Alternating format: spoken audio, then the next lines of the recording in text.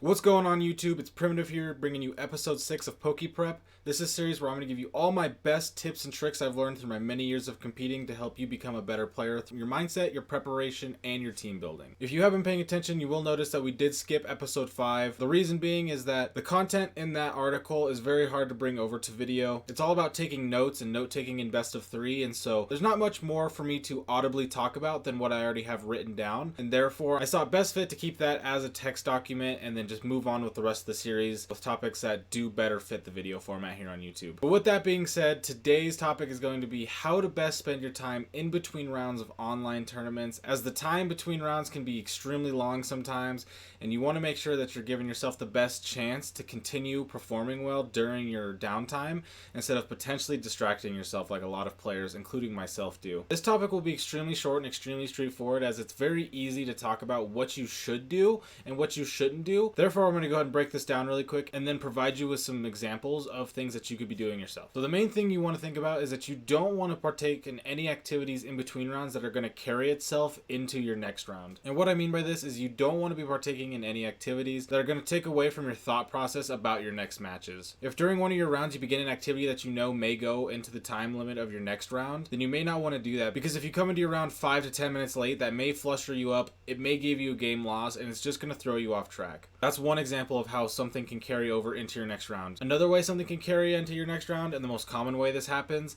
is taking in some sort of content that is highly distractive and gives you a bunch of dopamine. I'll be going over this very shortly, but just an example of that would be something such as TV or YouTube videos. When you're in the downtime waiting for each round, you want to make sure that you are staying busy with activities that are going to keep your mind sharp, keep your mental and emotional levels neutral, allow you some time to get some food, some energy, or just hang out with some friends if that's what you want to do. Whatever it is that's going to be best for you that makes it so you stay in a winning mindset, make sure that you are looking forward to your next matches and having fun, is going to be great, as long as it's not potentially taking away some of your mental fortitude and making you potentially play worse in your future round. So let's go ahead and talk about some of the activities that you should do and some of the things that I recommend myself. You should definitely be able to clear your mind. You don't want to be hyped up on a win or 2 down on a low for too long, or else that's something that's going to carry on to your next round. You're going to be thinking about old games that no longer matter and taking away from your current games. Multiple of these other topics that I have listed here are great ways that you clear your mind, such as reading or listening to music / a podcast, or just talking with some friends and getting all the knowledge of the last game dumped out of your mind. But some other things to do are play some practice games. This isn't going to distract you, it's going to keep your mind sharp, it's going to make sure that you're staying warmed up for your next round, and it may even give you some information that'll help you later in the tournament by showing you a matchup that you may be uncomfortable with,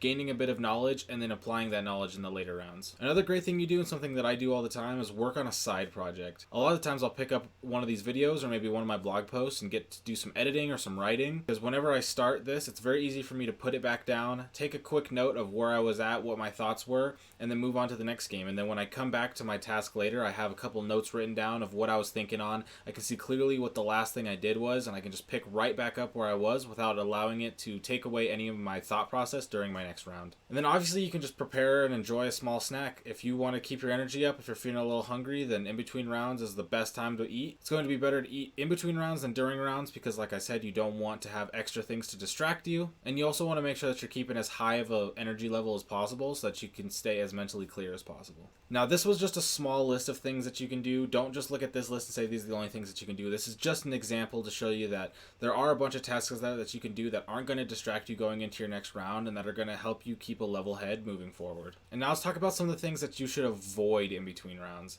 The first one is going to be playing other video games besides Pokemon, specifically VGC. The reason this is because you don't know what's going to happen in that other game. If you're playing a multiplayer game, if you're playing a competitive game, or if you're playing some other challenge mode game, and something goes bad, then that may linger in your mindset going into your next match. I myself, whenever I'm streaming tournaments, in between rounds, a lot of the times I'll play a Nuzlocke because I want to be able to have something in between rounds to keep viewers entertained, as well as give myself something to do. So I try to keep it Pokemon related, but even just doing something as simple as a Nuzlocke can be very distracting, because if you have your key party member and that key party member faints, now you have to go into your next round and you may be thinking about how your favorite Blastoise just fainted and you're not going to be able to use them in the rest of your Nuzlocke run. And thinking about that is definitely not going to help you with your future VGC rounds. Watching unrelated content on the internet is very similar to video games. You may see something or you may hear something that's going to stick with you and that's really going to make you think about it or be really heavily on your mind that's going to distract you when you go into your next round, making you not as focused and as attentive as you could have been. Another thing is take a nap. Now, I've met exactly one player in my entire existence that can take naps in between rounds, and it actually helps them play better. Almost everybody else that I've ever talked to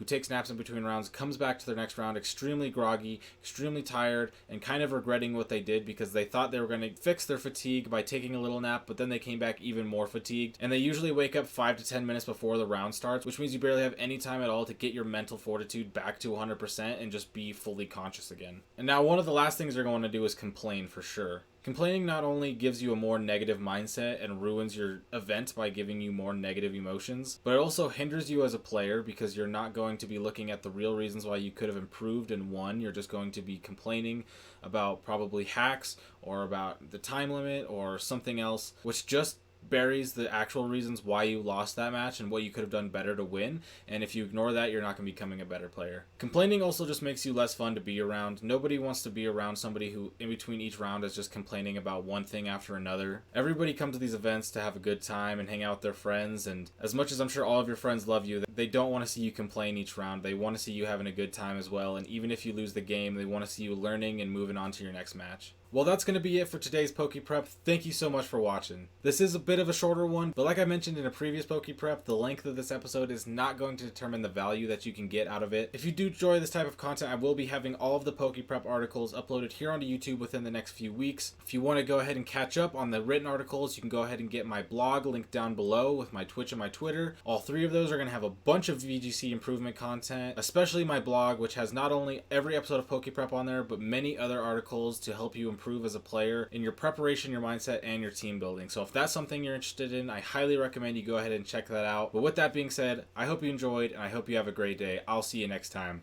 Peace out.